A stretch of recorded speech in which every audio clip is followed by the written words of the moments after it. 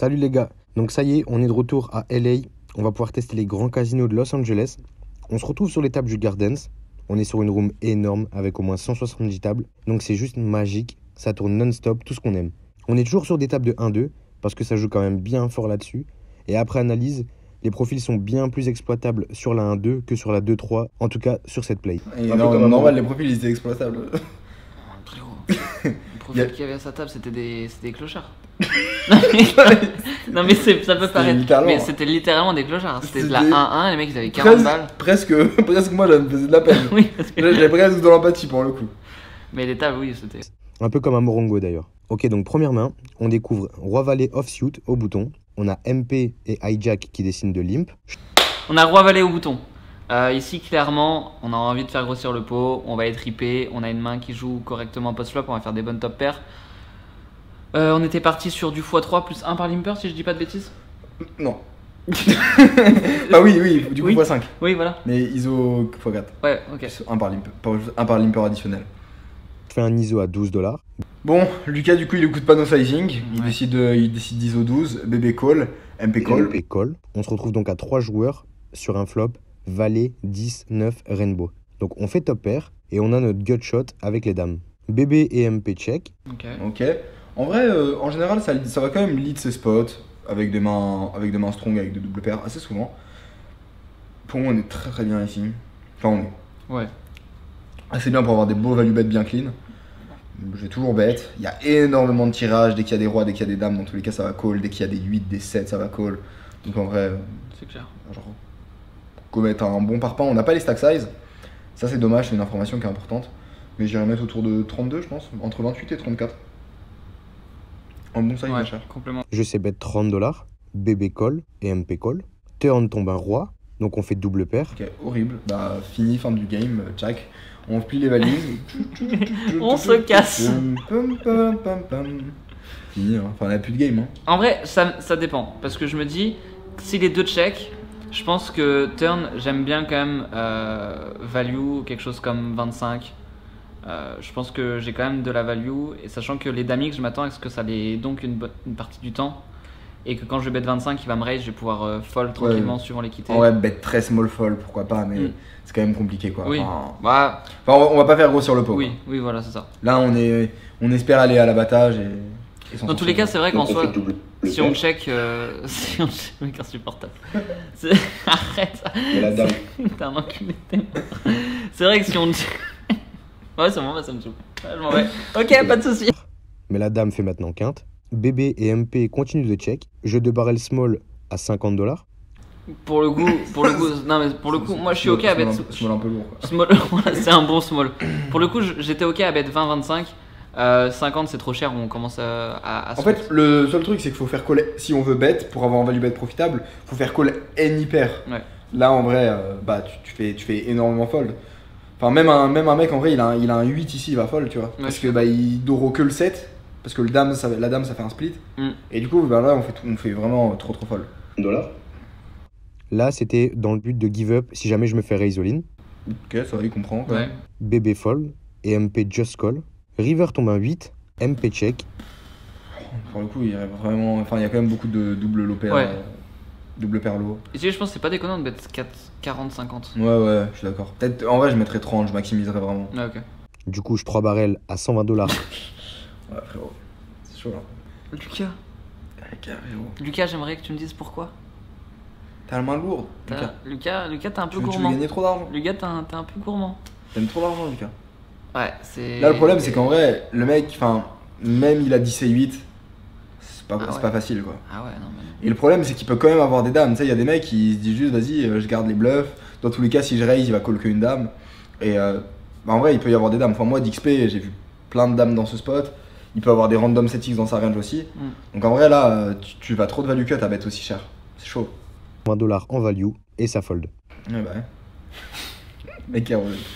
Non, mais Non, c'est mais- c'est vrai que le mec, en fait, il a dame 8. Bah, là, en vrai, il a 10 si juste le mec il fold une main, là il a forcément une double paire, un truc quand même qui est bien sexy. Ouais. Parce que bah Pourquoi la flop turn pour call flop turn et qu'il y ait tous les draws qui rentrent. Et du coup ça veut vraiment dire que bah le mec il fold un truc qu'on value quoi. Et là ça veut dire qu'au final, bah s'il fold ça, Non, mais- c'est chaud. Moi, à la place de MP, je call que une queen. Hein. Bah oui, oui, bien sûr. Mais même un fiche, en fait, ici, il va pas. Enfin, on lui met trop cher, on va se value cut. Il va peut-être call de temps en temps double pair, mais ça va être trop peu par rapport à toutes les fois où il va avoir des trucs qui nous battent. Donc, ouais, ici, value cut. Donc on commence avec ce premier pot qui fait plaisir.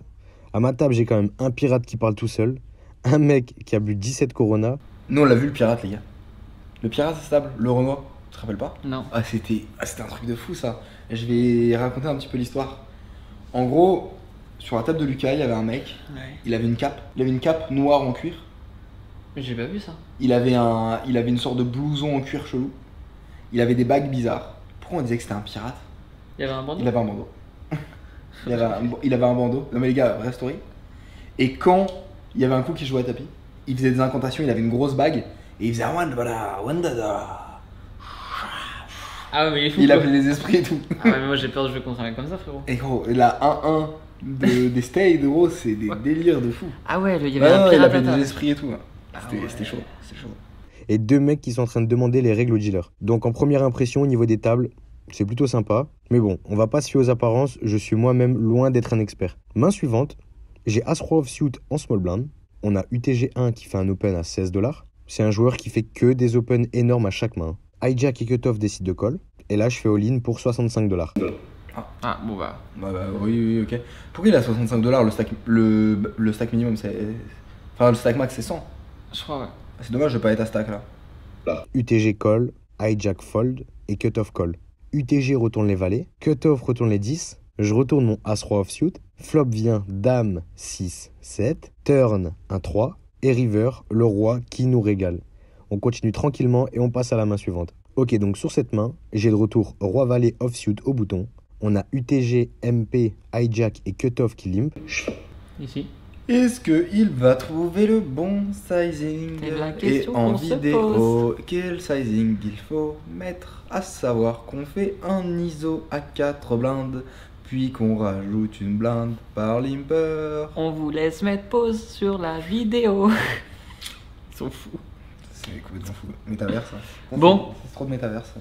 Et Et toi, c'est génial. voilà. Je Est-ce trouvais. qu'il va trouver le 14? Je fais un ISO à 15 $. Ça va. Je suis call par UTG, MP et Hijack. On se retrouve à 4 joueurs. Sur un flop Valet 9-5 Rainbow. UTG, MP, Hijack check. Ce qui est intéressant, c'est quand même, on voit que les pots principaux, les Pots principaux. Ouais. les pots principaux, Les principaux pots. les principaux pots que joue Lucas, Oui. c'est des pots où il est en value. Ouais. En fait, il y a aucun spot de bluff, c'est tout. Fin de l'analyse. Mais c'est marrant, tu vois. C'est marrant dans quel sens? Bah, on voit qu'il joue très value orienté. quoi. Ah oui. Oui, c'est vrai. C'est vrai Il y a que- aucun spot où il. Parce qu'en fait, des spots de bluff, en vrai, des opportunités, il y en a Ouais. des, Oui. des milliers par game, mais. mais- Ah, tu joues, voilà, tu joues 120 par soirée, il y en a des milliers des opportunités quoi. Normalement, si tu les prends pas, bon écoute, c'est de ta faute. Hein. Je sais bet à 50 $. UTG call. En réalité, encore une fois, ça va dépendre des stack size, mais vu que sur la 1-2, les stack size ils sont pas très gros, Ouais. il y a vraiment pas besoin de miser très cher. Dans le sens où Tu vas mettre tout facilement quoi. on va mettre tout très facilement, du coup l'idée ça va plutôt être de mettre des 30. Pour vraiment faire. En fait, t'as pas envie que le mec il ait 8 et 9 off, Mm. qu'il ait genre 120 de stack et que tu le fasses fold, t'as vraiment envie de le faire venir donc on est veut- trop on bien, veut pas ouais. mettre trop cher. Je sais bet à 50 $. Un peu cher. Ah, chéro, c'est un peu. UTG call. Le profil de UTG, c'est un chinois que j'ai joué à Morongo. Et là, je viens de lui prendre 120 $. Donc, Ok. Waouh. Là, ça va sortir le gun à la sortie du 120 garden, $. les gars. Là, ça va se péta. ce profil en question qui colle. MP et Hijack fold. On se retrouve donc en heads up. Turn tombe un valet qui nous fait un magnifique brelan. Donc là, je compte Elle est belle la vie, hein. Franchement, pour l'instant, c'est cool. hein. tout lui prendre. Attention parce que là, je sais pas c'est quoi le stack size de UTG, mais je pense qu'il y en a beaucoup ici qui iraient miser beaucoup trop cher, alors que clairement, c'est pas une carte où on a besoin de miser cher quoi. Typiquement ici, comme tu disais, il a beaucoup de 9x qu'on n'a pas envie de faire fold au flop, il a des paires de 8, paires de 7, paires de 6, des 5x également. On a peur d'absolument rien. Donc ici, il faut vraiment chercher un petit size pour pas faire fold ces mains-là. Typiquement, si par exemple derrière lui, il lui reste quelque chose comme 200, je pense qu'on peut faire quelque chose comme 35-40, ça suffit largement. Ouais, je suis assez ok. En plus, le fait de mettre des petits sizes, Ça peut aussi le faire bluff avec des mains comme Dame 10, avec des mains comme Roi Dame. Rijam, Il peut chauffer et se dire vas-y, il bet small, il rep rien. Donc, surtout contre profil chinois, les Chinois ils sont trop chauds. Il check. Il me dit ouvertement qu'il va me suivre quoi qu'il arrive. Donc là, je 2 barrel à 60 $ pour la hauteur de son tapis. Il me snap call. River tombe un as. Et il retourne Dame 5 offsuit. Putain. Tape 100 balles. Je vais peut-être retourner au jeu de la 1-2 moi. Ah, mine de rien, 400 balles au pot. Non mais ouais, c'est ouf quand même. Il y a 400 balles au milieu avec Dame 5 Comme off. ça. Donc ouais, il est quand même bien vénère le frérot. Donc excellent, on continue sur cette lancée et on se régale toujours. Ensuite, main suivante. Donc je découvre As6 offsuit au bouton, UTG limp, tout le monde fold jusqu'à moi. Je décide d'overlimp, SB complète et BB check. On se retrouve donc à 4 joueurs sur un flop, valet 6-4 monocolore à carreau. Donc on fait seconde paire et on cherche à aller réaliser notre équité pour la flush. SB décide de prendre le lead et de bet 15 $. BB et UTG call. Je colle aussi. Ok. Il me semble qu'il nous avait déjà montré ce spot là. On a eu un spot, c'était pas où on était en bébé, où on avait un spot de raise parce que les deux autres étaient capés. C'est pas un spot comme ça? Où on avait un 8 et 6 ou quelque chose comme ça, non? En tout cas là sur la 1-2 comme ça me donne pas trop envie de raise. Je crois que c'était un spot comme ça, je sais plus. Là je suis pas fan en vrai de raise parce que SB quand même quand il lead 2 fois pot, il rep quand même bien strong. Oui, Donc, non, l'autre c'était il avait et l'autre tout le monde avait check au flop, je crois. Ok. Et ça Mais va oui, ici just call dans tous les cas, rien d'autre à faire. Je colle aussi. Turn tombe un as de pique qui nous fait maintenant double paire. Small blind c'est bet à 25 $. BB et UTG call. En vrai, il y a tellement de double paire inférieure, on crush. Des flushs, BB et UTG, on leur met très peu dans leur range. Small blind, je pense aussi que ça size up les flushs. Ouais. En plus, on n'est pas trop dead du tout contre les flushs, donc genre juste ici on a trop de value, faut raise. Tu fais quoi, 80? En vrai, on a peur de rien, donc je pense que c'est cool de mettre des good size. Que le mec, s'il a genre roi valet avec le roi de carreau, qu'il se dise pas vas-y, je dois fold, tu vois. Tu penses que tu fais 80, il fold? Non, 80 c'est good, mais pas mettre trop cher oui. dans ce genre de pot. En vrai, t'es content même que le mec il ait valet 8, 8 de Qui carreau, colle, ouais. tu vois, qui colle. Donc je pense que 80 c'est le max. On veut vraiment pas mettre cher. Et encore une fois, ça dépend des stacks. Mais Ouais. nous, notre objectif c'est de prendre le maximum et d'aller all-in. Donc si en soi, mettre genre 60, ça nous permet de rebet 80 river et de mettre all-in, Ouais. c'est good. Je colle. River. J'aime pas du tout le call. River vient un magnifique 8 de carreau. Qui est même pas si magnifique que ça en vrai. Excellent, on l'attendait. Je viens de faire flush max. SB fait all-in pour 100 $. BB call avec 500 derrière. UTG fold. Ah, j'ai l'impression, je sais pas c'est quoi le profil de bébé, mais j'ai l'impression que vu comment c'est des fous, le mec il lâchera rien quoi. Je sais pas, on a combien de profondeur en fait? Il a 400 derrière par Ouais, mais nous, on a combien? Ouais, je sais pas, on a combien. Parce que si nous on a 500, Si on a 500, moi je jam pas 500. hein. bah c'est ça, on a trop 500 de pour feux moi, en fait. tu fais trop folle. Bah je suis d'accord avec toi, mais ça dépend. Si Ça c'est dépend des. du profil, En bien fait, sûr, si ouais. c'est Si- comme si des le mecs Dame 5. Si le mec il est bourré et tout, oui, bon. C'est ça en fait. Le Mais, thinking, c'est plus le même. mais si c'est un mec standard, je suis d'accord que jam on a trop de FE quoi. Donc ici je serais plus sur du 220. Ouais, je suis d'accord. Moi je serais plus sur du 220 selon profil. Et si le mec il est vraiment chaud, jam. Je décide donc de faire all-in pour 350 $. Malheureusement, BB fold. Il retourne juste un 5 de carreau. Donc il a fait flush hauteur valet. SB retourne roi dame off avec la dame de carreau. Donc il a fait flush hauteur dame. Et on remporte ce gros pot. Donc ça fait plaisir. C'est dommage quand même parce que en réalité la line elle est. Enfin la line est jouée différemment en turn. Tu peux perdre aucune main turn. Et pour le coup bah tu stack le mec en bébé quoi. Ouais. Donc ouais, spot intéressant. Je me demande pourquoi il a pas raise à la turn. Parce qu'en vrai le raise était. Intuitif. Bah on était en value quoi. Très clear. On avait peur de pas grand chose. Peut-être qu'il a overthink sur la flush flopée. peut-être. Ouais mais en vrai ça size pas turn. Ouais, je suis d'accord. Ça met pas size, BB UTG, Surtout- just call ouais. pas. Mais c'est intéressant, c'est intéressant. On continue à se régaler. C'est toujours un vrai kiff de remporter des pots aussi gros sur des tables aussi belles. C'est incroyable. Ok, excellent. Donc on finit là-dessus. Sur cette session, j'ai cash in 100 $ et je cash out 710 $ pour 7h30 de jeu. Donc cette nouvelle play, c'est juste magnifique. J'ai plus envie de quitter la table, on y est trop bien. Allez, ciao les gars et à très vite. Les gars, pensez à vous abonner à DOS. Pensez surtout à être bien vigilant, à mettre vos sens en éveil. Parce que dans quelques jours, Ouais. il y a des pépites, des grosses dingueries qui arrivent. Ça va être fou. Ça va être fou. C'est vraiment on va lancer les projets le plus dingue qu'on ait jamais lancé, qu'on ait jamais fait sur YouTube. On dit ça à chaque fois parce qu'à chaque fois on. Parce qu'à chaque fois c'est encore plus gros les gars. Et ça, c'est grâce à vous. On fera un live. On fera un live qu'on va organiser. On organisera un webinaire où on pourra tout vous présenter, parler de tout ça. On préviendra à l'avance, mais soyez très attentifs. Ouais. Parce qu'on prépare de grandes choses. Ça va être un délire. Et trop hâte. Abonnez-vous, les gars. Bon alors Lucas, comment ça s'est passé? Yes, bonne session positive. Plus 610 sur cette session en 1-2. Voilà, ça fait plaisir. Une belle table avec beaucoup de pirates. Donc on s'est régalé. Oh, beaucoup de pigeons et de pirates. Non, c'était cool là. Bonne sensation. J'ai encore pas mal de trucs à voir Turn et River. Donc j'en parlais avec Cedo, là on va voir ça demain. Mais là j'ai pris 610 € en 8 heures de grind. Donc sur de l'A2 ça fait plaisir, hein. Ça fait plaisir. On va bien dormir là ce soir. Comment il a été? Ouais bah ça va, c'est full fish quand même, c'est incroyable, venez les gars. Non mais c'est le paradis du joueur de poker et les gars, il y en a 3 qui dormaient à table, c'est n'importe quoi. Ça boit, ça en fait tu viens ici, t'es joueur pro avec un tout petit niveau de poker, c'est bon quoi. Donc venez les gars, si vous avez faim venez. Allez bye bye. Let's go. On va se coucher? Ouais. Bon, les gars, réveil dans le bus. Ça va ou quoi, frérot? Cedo, le seul mec organisé du bus.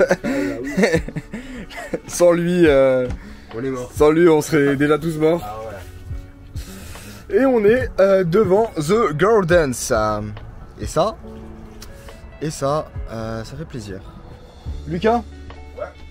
Tu sais que j'aime bien venir te déranger dès le matin. Ouais. Ça, tu le sais, ça? Ouais, j'ai vu. J'ai compris, ça. Alors, ton petit ressenti sur la session d'hier, comment tu brosses les dents? Ah, encore.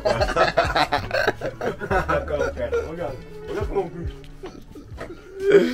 T'es un vrai Dex, hein. C'est génial. Vrai Dex. C'était génial. Les gars, là, il est 16h30.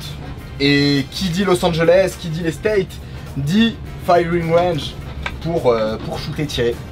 Donc écoutez, on est parti. En plus de ça, on a envie de fêter les beaux résultats de Lucas, qui a fait un nouveau top dans sa courbe de résultats. Donc là, il est au max, il est trop chaud. On va fêter ça avec un peu de shooting. On va se faire plaisir, on va kiffer. Donc c'est parti, on va s'entraîner.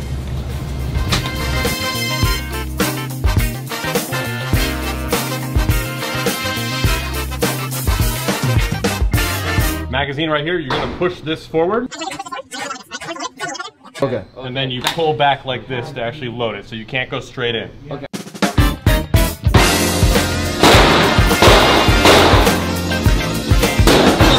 Tue pas la meuf. Pas la meuf, je tue le terreau. Ouais le terreau. Le terreau, hein. Dans la jugulaire. Dans la jugulaire, frère, je suis trop chaud. Ah ouais, en effet. Là, c'est dans quel sens? C'est dans ce sens-là aussi? 1, 2, 3, 4, 5, 6, 7, 8, 9, 10. 10 fois 2, 20. Pas. Donc, 20. 5, 25. moins 2. Moins 2. 23. 22. Parce qu'il y a les polos. Get down in the car, then give it all. Bust it open hard, let me see you drop. Get down in the car, one time give it all. Bust it open hard, let me see you drop. I fucked up this hustle, day we hustle, but the Les gars, on a bien kiffé, c'était grave cool. On a vu. On voit quand même que dans la team, tout le monde est chaud quand même au tir. Ouais, il y a du. Franchement, il y a du niveau là, dans Bah, les 5 là. En vrai, il n'y aura pas besoin de beaucoup de training pour défendre le bus. C'est clair. Là, je peux dire que les mecs ils sont pas bien là. Bon, les gars, on a assez rigolé. Maintenant, bah, direction rigoler, mais cette fois-ci sur les tables. Il y a les phares qui sont allumés et tout, c'est cool ça. Oh, on va pas pouvoir démarrer le véhicule. Les gars, direction le Hustler. Casino. On en a entendu beaucoup de choses, faut qu'on aille voir de nous-mêmes, vérifier les papiers, comment c'est. Écoutez, let's go, on prend la route. Ok, plan en 3 étapes les gars. On vient de sortir du stand de tir.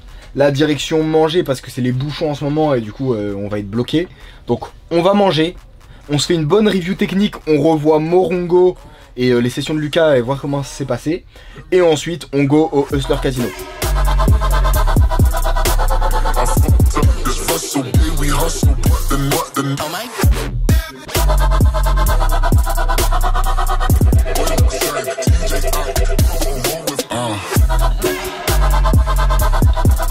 fucked up arrive au Hostler Casino, le fameux. Alors, pas très stylé là comme ça. On s'attendait à un truc un peu plus grandiose. Mais peut-être qu'on est de la mauvaise entrée. Peut-être que c'est juste des games high stake et... Ah, c'est un peu plus stylé de ce côté-là.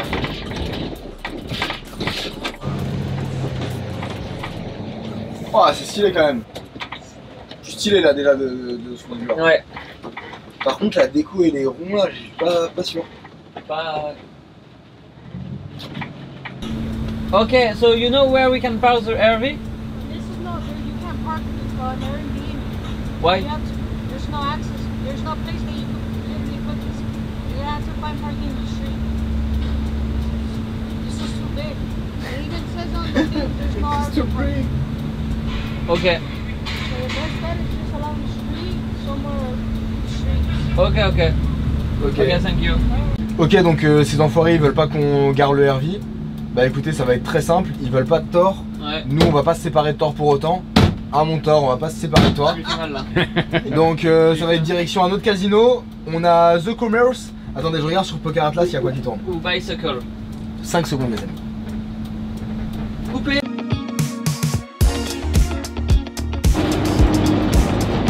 Direction The Bicycle.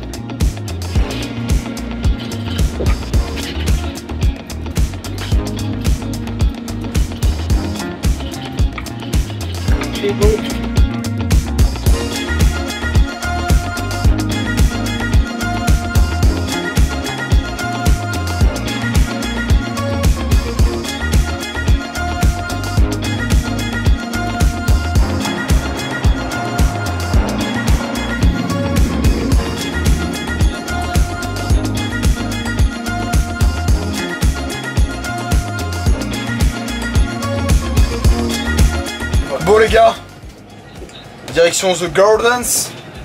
On va jouer du vrai poker. Lucas il va revenir les défoncer. Lucas, tu sais que tu dois être leur pire cauchemar, ils vont avoir peur quand ils vont devoir arriver. Et ouais, on va les grind là où t'es à l'aise. Là où les stakes aussi, les montants sont pas trop impressionnants non plus. Donc voilà, pour que tu restes quand même dans une certaine... En fait, t'as déjà assez de zone d'inconfort dans ton jeu, parce qu'il y a beaucoup de choses à changer dans ton jeu. Donc comme ça fait un bon mix, avoir la zone de confort d'un point de vue financier et pouvoir sortir de sa zone de confort d'un point de vue technique. On est parti, on se retrouve sur les tables. C'est quoi l'objectif là? Objectif? Ah ça y est, ça filme. Oui. T'as pas fait... Objectif, c'est le jeune homme là qui va vous expliquer son objectif. Moi j'ai pas d'objectif particulier sauf surveiller ses conneries. Ouais, surveiller mes conneries turn, river. Là, objectif, faire 1500. Tant que j'ai pas fait 1500 sur de la 1-2, on give up pas. Donc on va faire un point à 5-7 heures du matin. Si à 5-7 heures je vois que je suis à plus 600-700, on se fait un marathon jusqu'à temps que j'atteins 1005. Les profils sont accessibles donc ça va le faire. Allez hop, let's go, on verra ça plus tard.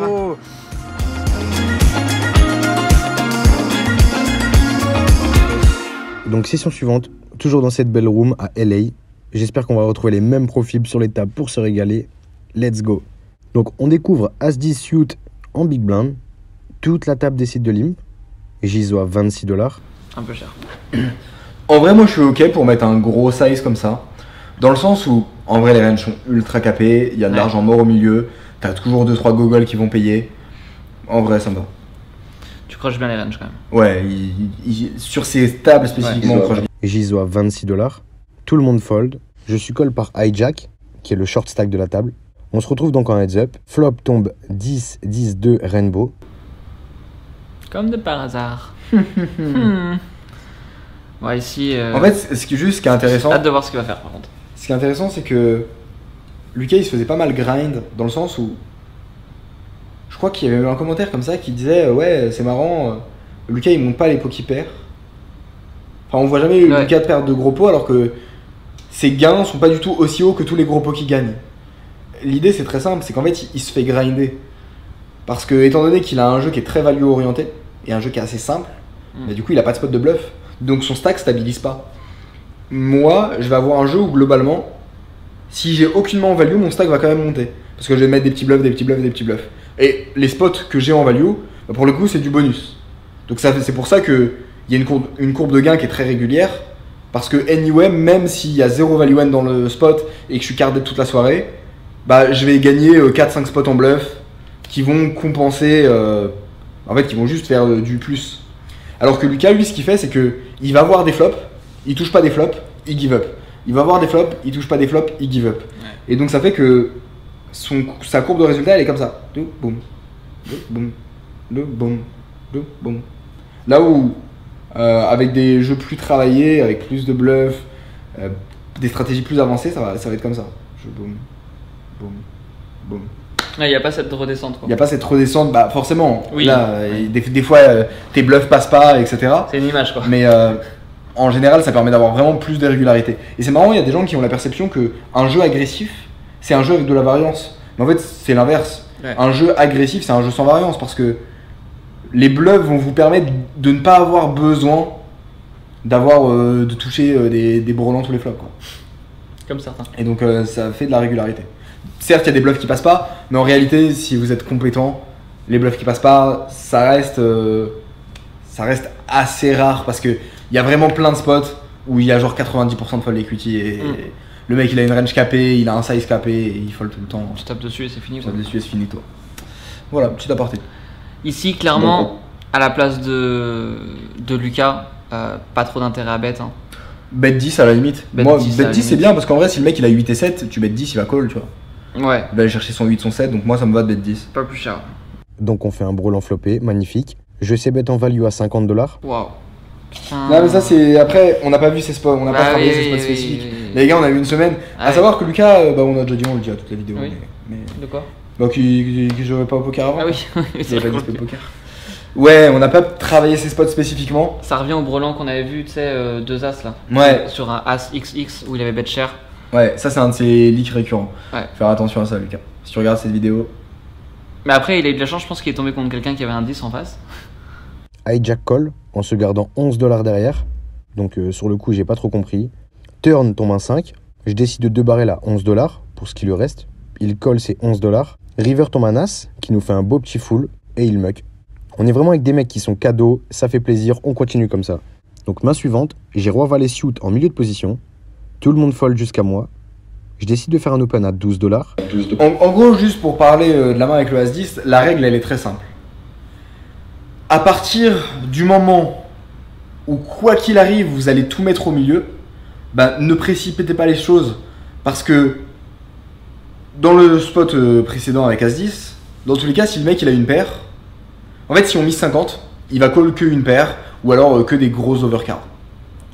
Mais dans tous les cas, c'est des mains qui vont call si on mise 10 puis qu'on fait tapis turn. Donc autant prendre une line où dans tous les cas on stack ces mains là, donc ça change rien. Ouais. Mais par contre on va gratter 5 € à des mains random comme 8 et 7. Et ça fait qu'au final, dans la distribution de V, bah, on gagne toujours le même argent contre les mains fortes et on prend de l'extra profit contre les mains faibles. C'est simple comme tout, mais quand vous êtes in-game, vous devez prendre le temps de vous dire ok, ce size-là il value quoi, cet autre size il value quoi, c'est quoi les mains que je value dans un size mais pas dans l'autre, c'est quoi les mains que je vais stacker dans un size et pas dans l'autre. Et typiquement quand on a des petits stack size comme ça, il faut mettre des tout petits sizing, il faut vraiment pas se précipiter, c'est très important. Parce que sur le long terme ça fait trop la diff. Là, ok, open bourrin, bah ouais vu la table. Je suis call par hijack et on se retrouve donc en heads up sur un flop valet 8 rainbow. Non mais ça me fume parce que ça c'est les vlogs. T'as l'impression qu'il fait notes toutes les mains alors qu'en fait ça fait 7 heures qu'il a joué et on voit 1 minute de jeu. Oui c'est ça, ça fait 7 heures qu'il va avoir des flops, qui ne touche pas. Mais au final c'est un jeu qui marche, c'est ça qui est marrant. Ouais. Qui nous fait de retour un magnifique brelan flopé. Là c'est un peu comme tout à l'heure, pas d'intérêt, j'espère qu'il va pas miser aussi cher que comme tout à l'heure. Là faudrait miser 8, voilà c'est ça. Quelque chose comme ça. Vraiment small pour garder un maximum de la range adverse, pour laisser toucher typiquement une dame, un roi, un as à la turn. Ouais puis même, en vrai là ce qui est bien c'est que tu mises 8, bah, le mec il a roi set off, il va call, ouais, c'est ça. Puis après il va pouvoir bluff turn, bluff river, il va mettre de l'argent dans le pot, on va lui laisser des zones d'opportunité pour qu'il fasse snap. C'est vraiment ça le cœur de réflexion. On est sur des thinkings qui sont assez simples parce que la régie elle est assez simple, c'est des spots où il a note donc il n'y a pas des thinkings très complexes, mais c'est intéressant de voir les spots simples et de savoir déjà jouer les spots simples. Parce qu'en vrai, c'est des spots récurrents. Hein. Ouais, et nous il y a un truc qui est assez intéressant, c'est que quand on travaille avec des joueurs, on a un protocole. En gros, on a différents joueurs qui nous contactent pour travailler avec nous. On a des joueurs qui sont déjà gagnants, qui ont des bons résultats. Ouais. Et dans ce cas-là, on fait des deals avec des joueurs pour leur faire passer un cap sur leurs résultats et faire un deal en pourcentage. Ou alors on a les joueurs qui veulent rejoindre la team et bénéficier de notre enseignement. Et donc, pour définir en fait comment les gens jouent, c'est quoi leur thinking, on fait toujours un test. Et honnêtement, les résultats des tests, les gars, sont catastrophiques. Ils sont catastrophiques parce que, au final, il y a beaucoup de joueurs en fait qui voient les vlogs et se disent ok, ouais, je comprends, tout make sense, ok, c'est good, bah ça veut dire que je suis prêt à faire pareil in-game.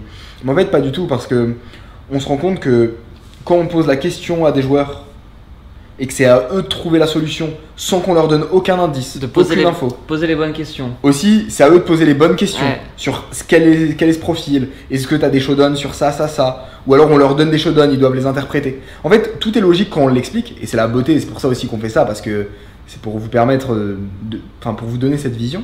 Donc oui, si là on vous dit bah voilà, la range elle est construite comme ça, donc si on mise ce sizing là, il va fold ça, il va call ça paraît clair, mais en réalité, amusez-vous à faire l'exercice, à mettre pause à chaque fois, à même pas écouter ce que je dis, même pas écouter les infos, et vous demander ok, comment j'aurais joué la main.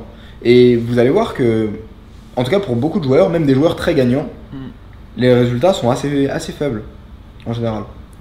C'est vrai que pour l'instant sur les quiz, il n'y a pas eu beaucoup de bonnes réponses, quoi. Non. Pour l'instant, les quiz là. Et pourtant, c'est pas des spots, non. On donne pas des spots de fou. Hein. Ouais, c'est ça qui est intéressant. C'est des spots simples, entre guillemets. Les spots très simples sont déjà. En fait, jouer naturellement, ok, un spot simple, c'est très facile. Oui. Full optimiser et prendre le profit à chaque street sur un spot, c'est ultra complexe. Enfin, ultra complexe en tout cas pour des joueurs qui n'ont pas l'expérience, qui n'ont pas fait le travail, qui n'ont pas l'enseignement. Genre, c'est intéressant à voir. Ouais. Genre, vraiment, je pense que là, je peux prendre un spot ultra basique. Prendre genre 1000 joueurs, je pense qu'il y a peut-être 5-10 joueurs. 5-10 joueurs? Ouais, en vrai, je dirais que c'est. Et encore, franchement, ouais. Mais je pense que c'est du 0,5-1% de joueurs qui sont capables de full opti un spot basique très simple. Et on a souvent ce sujet-là qui revient avec les joueurs avec qui on travaille. C'est que souvent, les joueurs, ils veulent apprendre des choses complexes. Mais avant, ouais. Déjà bien joué. Ça va aller trop vite, ouais. Genre Lucas, juste s'il joue ses spots simples en value, s'il les maîtrise et qu'il optimise ses sizing et qu'il optimise ses stratégies, ça va tout droit, quoi. Genre il fait x3 sur son win rate. Ouais. Et si ensuite après il rajoute les bluffs, des stratégies plus agressives, bah il y a trop de choses à faire, il y a trop de potentiel. Mais il faut vraiment au poker comprendre que, surtout en live, le souci du détail c'est important. Et il faut toujours se creuser la tête à comment exploiter, adapter, optimiser chaque spot. Et des erreurs de sizing sur ces boards, c'est impardonnable pour le win rate. Et c'est très récurrent en plus. Ouais. Donc je sais bet à 15$, je call par hijack, turn vient un 10, donc il peut faire entrer des tirages quintes, mais aussi ce qu'on voit c'est que il n'y a pas beaucoup de thinking.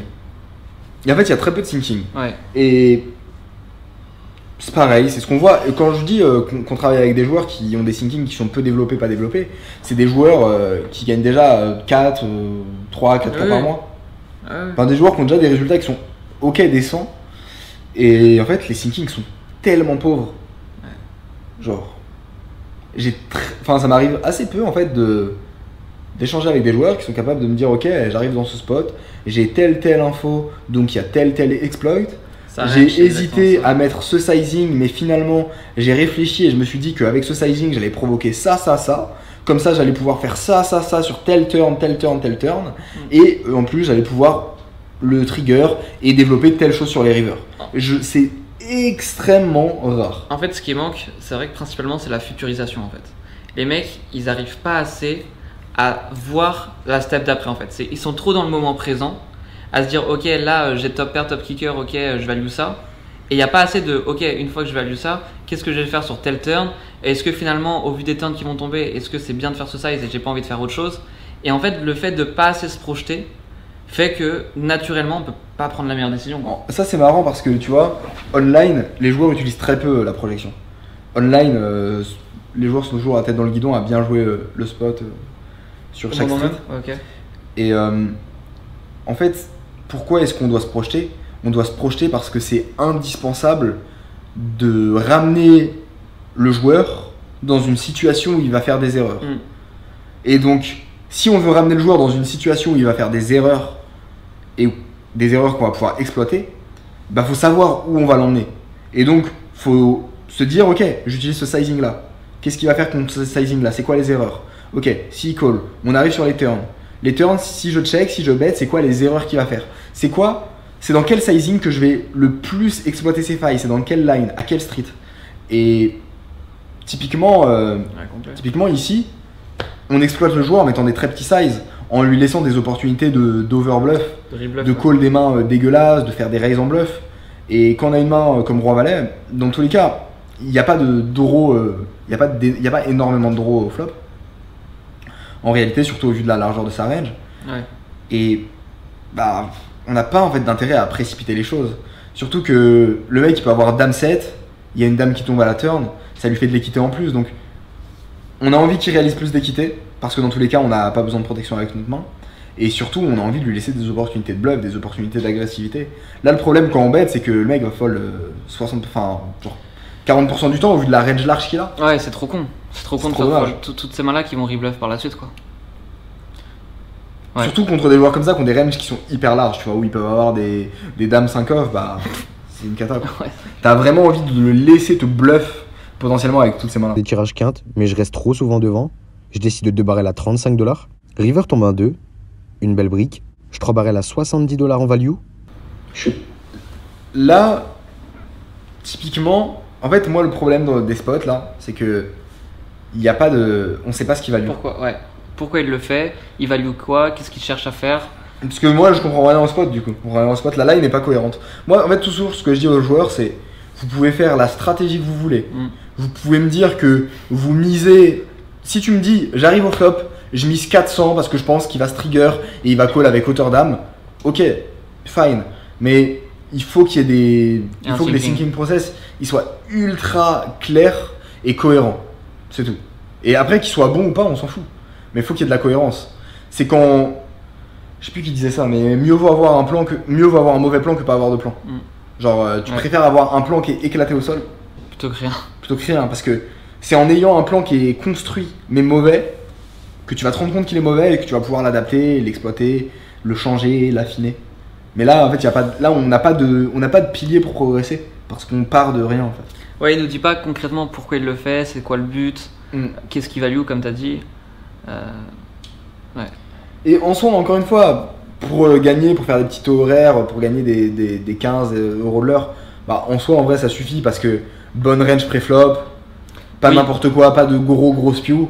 Ça. Bon, bah, ça suffit, mais tu joues solide. À un moment, si on veut atteindre des vrais win rates, faire des vraies choses, faut structurer les thinking, faut être précis, faut exploit, faut optimiser chaque street. Et pour le coup, ça demande du travail, mais c'est un processus qui est fascinant. Complètement. Le retour. Just call par hijack et hijack me retourne 8 et 9 off. Donc il s'est quand même bien chauffé le poteau et on remporte ce pot qui nous régale une fois de plus.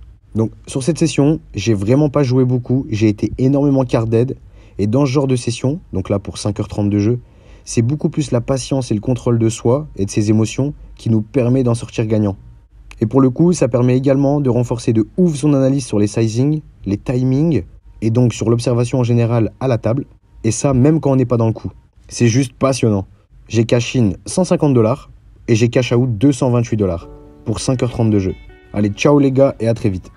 Les mecs, on espère que vous avez kiffé cette vidéo. On a parlé un peu plus, on a un peu plus développé les thinking, notre approche. Ouais. En vrai, on kiffe. On est dans une. Dans tous les cas, on va vous brief. Hein. Il y a beaucoup de choses qui arrivent, comme on vous a dit. Ouais. Mais on est dans une optique du changement. D'aller plus en profondeur sur les choses. Parce que c'est cool les vlogs, en mode très rapide. Mais je pense que c'est intéressant aussi de comprendre les dessous des thinking, d'aller plus loin. Je vois qu'en fait, au fur et à mesure qu'on a fait du contenu, les joueurs sont de plus en plus intéressés par la partie technique. C'est vrai qu'au début, tout le monde détestait tout ce qui était un peu Flopzilla et tout. Bon, je dis pas qu'on va remettre du Flopzilla sur YouTube, mais tout le monde détestait cette partie. Ouais. Et t'as raison qu'en ce moment, je trouve que dans les commentaires, en tout cas, il y a beaucoup plus de mecs qui disent putain, remettez-nous du coaching. Dans les time watch aussi. Ouais. Parce que avant, dès qu'on faisait une explication technique, ça faisait. C'est exactement ça. Et on voit que ça a beaucoup changé. Donc, est-ce que notre communauté a changé ? Je pense pas, honnêtement. Mais je pense surtout que il y a pas mal d'entre vous qui Ah putain. se sont dit ok, en vrai ça peut être intéressant de comprendre ces choses. Moi je vois ça comme en fait c'est pas du tryhard, c'est vraiment de l'épanouissement intellectuel. C'est trop intéressant à comprendre et ce qu'il faut comprendre aussi c'est que le poker ça développe énormément de choses. J'en parle tout le temps avec tous les gens qui sont pas dans le poker, mais pour moi tout le monde devrait être bon au poker parce que une fois que t'es bon au poker, tout dans la vie est hyper simple, je trouve. Moi je sais que Après- le poker ça m'a permis de comprendre énormément de choses et plein de domaines. Je vois ce que tu veux dire. Après, je pense que tu peux avoir le poker, mais tu peux avoir d'autres jeux un peu comme peut-être les échecs aussi qui reprend un peu ces trucs-là de futurisation, tu vois, penser un peu à l'avance, arriver à se poser des stratégies, à mettre l'adversaire dans des lines qu'il connaît peut-être moins que d'autres. En fait, la difficulté que les gens ont dans la vie en général, Ouais. c'est d'accepter la part de variance et les espérances de gain qui peuvent être fluctuantes. Enfin, l'espérance de gain qui est fixe, mais les résultats qui peuvent être fluctuants. Le problème des échecs pour moi, c'est qu'il n'y a pas de variance. Tu penses qu'en gros, le fait d'avoir des swings, on va dire, au poker, fait que ça forge un peu le mental, c'est ça? C'est pas que ça forge le mental, mais c'est que tu es capable d'analyser une situation et de comprendre les espérances de gain. Par exemple, je vais vous expliquer quelque chose. Père Castor. Hugo et moi, on a une tendance absolue, c'est que quand on va prendre l'avion, on vient 45 minutes à l'avance. On vient vraiment au dernier moment, quand ils sont en train de fermer le comptoir. Et à chaque fois qu'on prend l'avion avec d'autres personnes, tout le monde est en panique. Ils sont trop stressés. Quoi, imaginez on loupe l'avion et tout. Et moi, toujours la même chose que je répète, c'est on a deux choix. Soit on vient avec 45 minutes d'avance, soit on vient avec 1h45 d'avance. C'est ce que la plupart des gens font. Ouais. Maintenant, nous, on a dû prendre l'avion peut-être 20 fois, 30 fois. Ouais, 30, je pense au moins facile. On n'a jamais loupé un avion. Ouais, j'avoue. On arrive toujours à l'arrache. Et pourtant, quand on était où? C'était où ce pays où ils nous ont dit ça passe pas le pass sanitaire? Tu sais, Ouais, mais ça c'était une autre chose. Et pourtant, on a quand même réussi à chaque fois, whatever, à prendre. On a toujours réussi à passer. On va partir d'un principe. Admettons que les chances de louper l'avion elles sont de 10%. Qu'en faisant ça, on a 10% de chance de louper l'avion. Bah ça veut dire que dans 10% des cas, on va perdre genre 500 balles pour le billet d'avion. Ouais. Et on va perdre 3 heures parce qu'il va falloir attendre un avion plus tard. Ouais. Donc en gros, on a 10% de chance de perdre 3 heures. Plus 500 euros. Plus 500 euros. On fait le calcul. Le mec il s'énerve. Ok, bah allez, on va faire le calcul. Donc en gros, ça fait 3 heures fois 60 minutes. Donc 180 minutes. Ouais. Et on a 10% de chance de les perdre. Ouais. Donc ça fait qu'en soi, on a une espérance négative de 18 minutes. Et en gros, même dans un scénario qui est assez pessimiste, honnêtement, on perd donc 18 minutes et 50 euros. 50 euros. 10%, ouais. Donc l'espérance négative, c'est dans 10% des cas de perdre 18 minutes, enfin en fait de perdre 180 minutes, mais du coup on a une espérance négative overall qui est que à chaque fois qu'on arrive avec 45 minutes, juste à la fin du check-in, eh bien ça fait que en moyenne on perd 18 minutes de temps et 50 euros. Mais de l'autre côté, dans 90% des cas, on gagne 1 heure, on gagne 60 minutes. Donc 90 de 60, mais en gros on gagne 54 minutes. Donc on a une espérance de gain au final. Et vu que notre temps il coûte forcément beaucoup plus cher que le prix d'un billet, en fait on a une espérance de gain qui est ultra positive à prendre ce risque de louper l'avion 10% du temps, ce qui en soi est même pas 1% du temps je pense. Parce que pour le coup en 30 fois on l'a pas loué. Oui. Bon. Et en vrai Oui. On est trop smart et tout. Non mais on peut pas louper un avion. Non mais je les vois déjà dans les commentaires. Oh les chevilles quoi, ça change pas de vidéo en vidéo.